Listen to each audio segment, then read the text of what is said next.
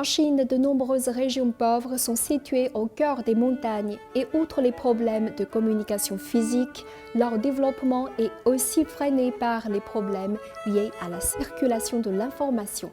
Sans route, le développement local peut prendre du temps et sans interaction avec le monde extérieur, il n'y a pas d'avenir. Cette interaction peut être facilitée par l'Internet. En Chine, la réduction de la pauvreté via l'Internet est un élément très important dans la lutte à long terme contre la pauvreté.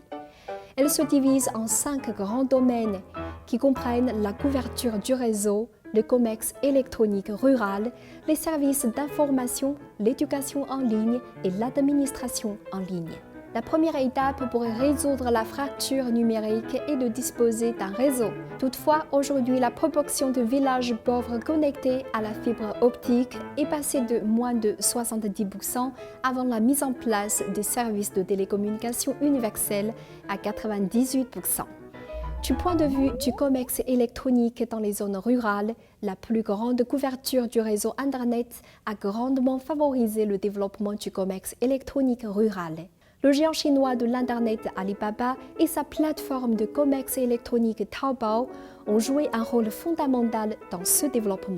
Avec une couverture de bonne qualité, de nombreux villages vendant leurs produits en ligne ont émergé en Chine les uns après les autres. Les villages sont qualifiés de villages Taobao lorsque le nombre de magasins en ligne actifs représente au moins 10% du nombre de foyers locaux et lorsque le total des transactions de commerce électronique avec le village atteint plus de 10 millions de yuans.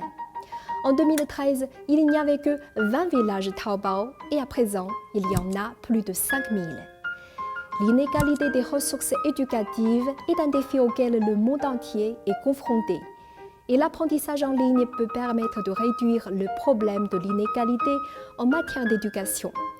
Le taux d'accès à l'Internet dans les écoles primaires et secondaires chinoises est passé de 79,2% à la fin de l'année 2016 à 98,7% en août 2020.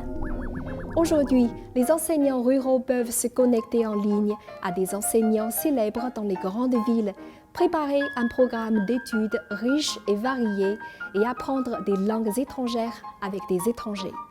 La vulgarisation de l'Internet permet également la gouvernance numérique dans les campagnes. Dans le passé, il était peu pratique pour les agriculteurs de se souvenir des règlements et de se rendre aux bureaux concernés, souvent très éloignés. Il en va de même pour les fonctionnaires qui autrefois étaient confrontés à énormément de paperasse, ce qui rendait difficile l'organisation et la recherche d'informations et entraînait l'absence et le retard des informations. Grâce aux sites web et aux applications mobiles, les gens sont en mesure de traiter les questions administratives de manière beaucoup plus efficace et de participer à la gouvernance des campagnes. Bien entendu, la numérisation facilite aussi grandement la gestion du personnel. Par exemple, en termes de transparence des affaires gouvernementales, on peut connaître le revenu économique collectif du village ou comment le village alloue son argent, quels sont les ménages pauvres du village et la manière dont ils sont évalués. Les villageois peuvent s'enquérir de toutes ces questions sur Internet à tout moment et n'importe où. L'accès vulgarisé aux services financiers est aussi d'une importance cruciale pour les citoyens ruraux.